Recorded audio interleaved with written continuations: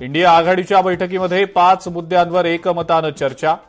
एकत्र काम करू आणि एकत्र लढू, मल्लिकार्जुन खरगेंचं वक्तव्य. राज्य सरकारकडून शेतकऱ्यांना दिलासा. 56 लाख शेतकऱ्यांचं कर्ज माफ होणार. कृषीमंत्री दत्तात्रय भरणेंची माहिती.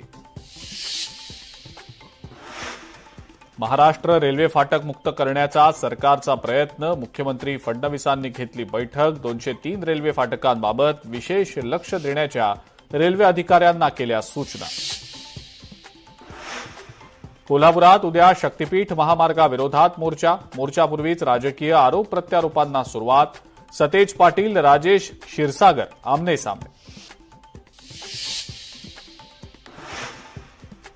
हजारो किलोमीटरचा प्रवास करून कोयना जलाशयावर फ्लेमिंगोंचं आगमन. मुनावळे परिसरात निसर्गप्रेमींमध्ये आनंदाचं वातावरण.